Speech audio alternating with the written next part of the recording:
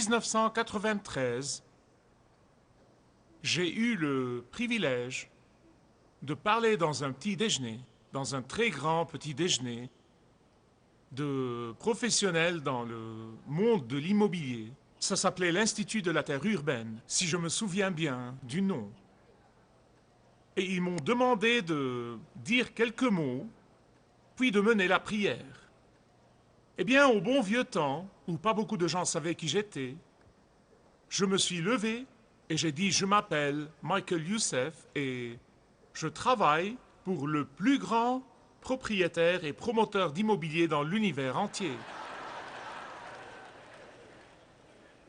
Et je lui demande par moment de vous donner, quelques-uns de vous du moins, quelques actions, du moins ce que je connais. À ce moment,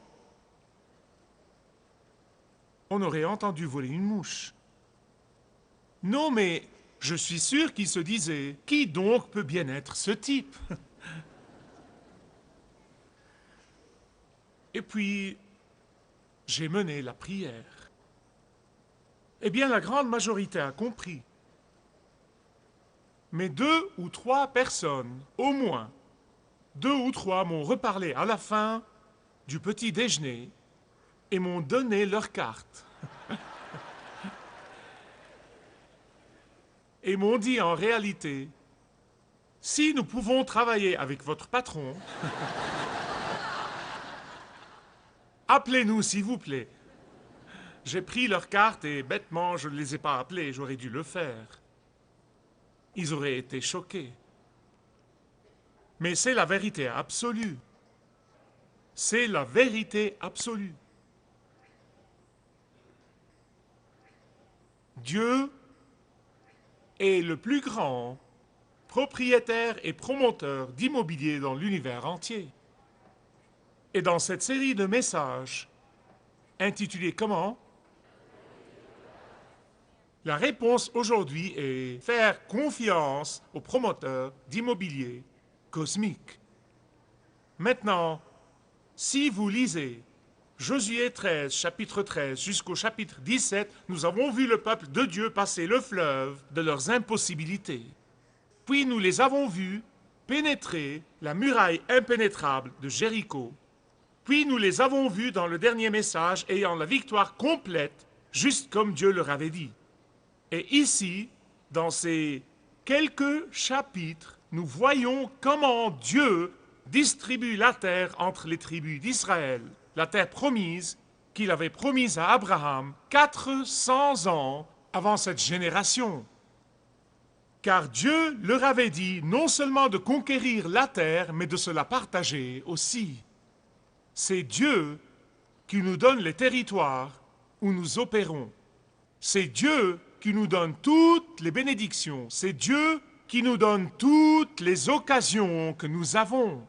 La Bible nous dit que tout don excellent et parfait vient de la main de Dieu.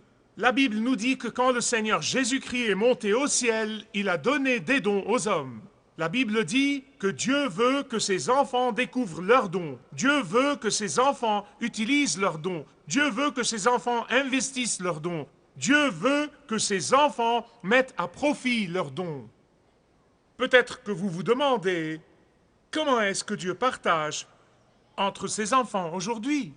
Nous savons que c'est une parcelle de terre et comment elle se partage. Mais comment est-ce que Dieu partage les territoires aujourd'hui? Comment est-ce que Dieu partage les occasions aujourd'hui? Comment est-ce que Dieu bénit son peuple? Comment est-ce que Dieu œuvre dans la vie de ses enfants? Eh bien, la première chose que vous devez savoir, c'est que Dieu ne partage pas les territoires arbitrairement. Il ne fait pas ça. Il ne fait pas ça. Il les partage d'après votre fidélité à lui. Par exemple, l'Ancien Testament enseigne que le fils aîné doit recevoir une double portion de l'héritage. Mais vous regardez ici dans le livre de Josué et vous voyez que Ruben, le premier-né d'Israël, n'a pas reçu une double portion. En fait, il n'a pas reçu grand-chose. Vous dites, pourquoi ça? Ah, parce que Ruben a péché contre son père Israël. Et par conséquent, son infidélité a déterminé les territoires qu'il est censé avoir. Les Lévites, la tribu des Lévites, n'ont rien reçu. Ils n'étaient pas dans le coup. Pourquoi? Parce qu'ils étaient des prêtres et ils devaient servir au-delà des limites et au-delà des frontières. Et par conséquent, ils n'avaient pas de terre. Mais dans le livre de Josué, chapitre 14, et si vous lisez ce chapitre-là, comme quoi Caleb a été choisi pour recevoir la meilleure part, la plus grande et la meilleure part du territoire. Je reviendrai à Caleb dans un moment. En fait, je veux focaliser sur Caleb, mais avant de le faire, je veux insister sur un point. Je veux insister parce que si vous allez retenir une seule chose aujourd'hui, j'espère que vous retiendrez ce point. Parce que vous devez vous demander, qu'est-ce qui se passe?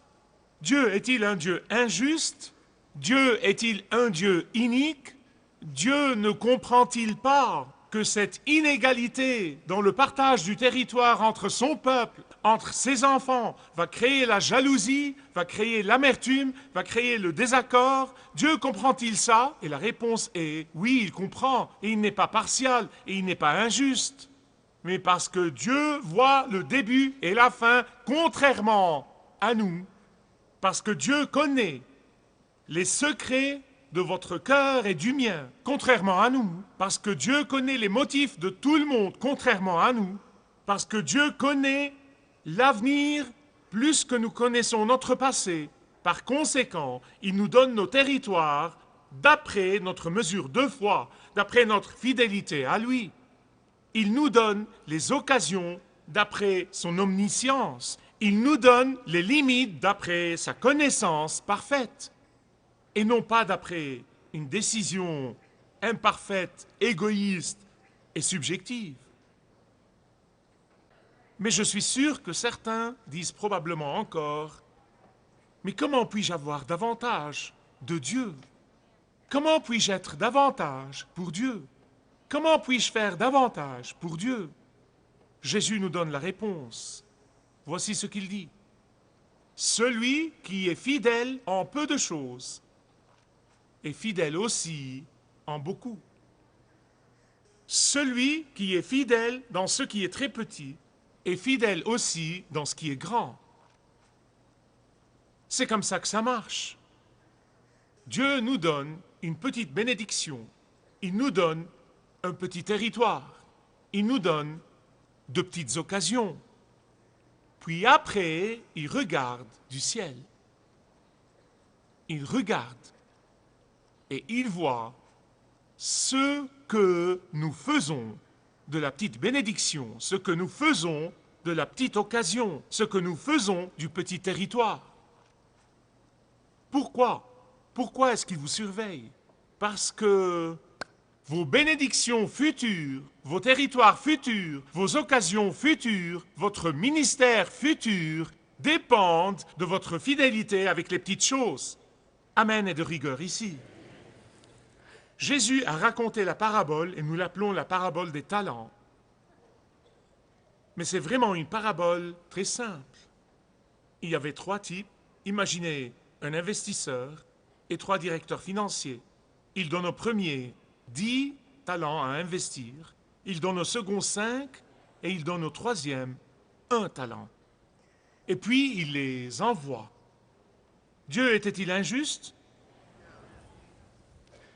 Pourquoi? Il connaît les cœurs. Il savait comment chacun d'eux allait réagir. Il savait comment chacun d'eux allait répondre. L'homme avec les 10 talents a travaillé dur et a gagné 10 autres et lui a remis 20.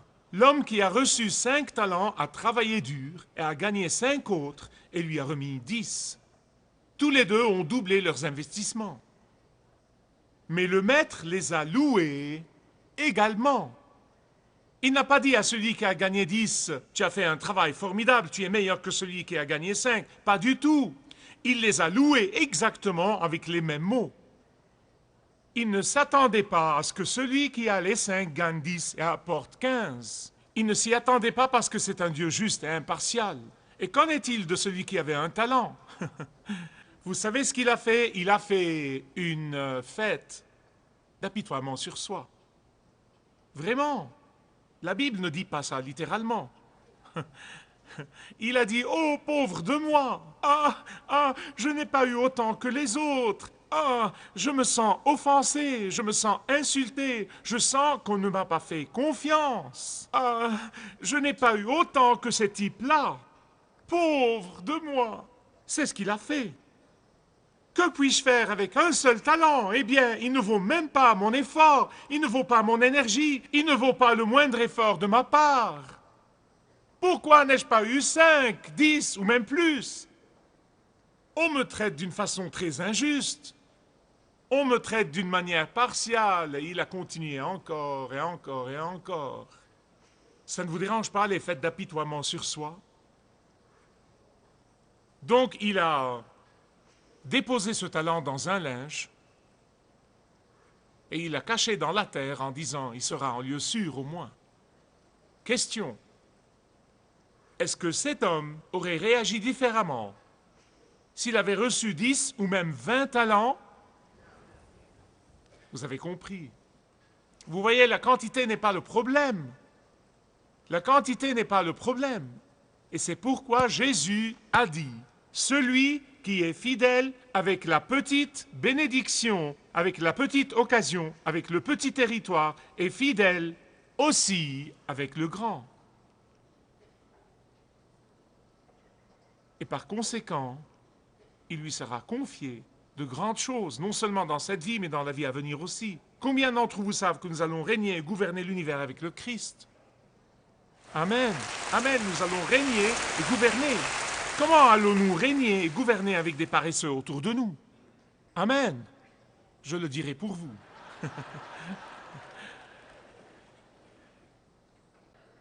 Et la question ici dans Josué, chapitre 14, est pourquoi Caleb a-t-il eu plus que les autres? Pourquoi a-t-il été choisi? Pourquoi a-t-il été choisi pour un honneur spécial dans le partage de la terre? Voulez-vous savoir davantage sur Caleb? Pour ceux qui ne savent rien sur Caleb, je vous dis que cet homme était incroyable. Caleb et Josué étaient deux d'entre les 12 hommes qui, quand ils étaient dans le désert, quand le peuple de Dieu est sorti de l'esclavage et est entré dans le désert, Moïse a envoyé 12 hommes pour explorer le pays, la terre promise. Et Moïse était très démocrate. Vous savez, il croyait au gouvernement représentatif. Donc il a dit à chaque tribu, choisissez un type, choisissez un homme, et nous enverrons 12 des 12 tribus d'Israël pour aller explorer le pays et revenir nous dire ce qui se passe là-bas. Donc, ils entrent dans le pays et ils font un tour, ils explorent le pays, ils le découvrent, ils regardent les gens, ils regardent leurs activités, ils regardent tout ce qui se passe, l'économie, et tout ce qui se passe, ils voient tout et ils reviennent avec 2 rapports.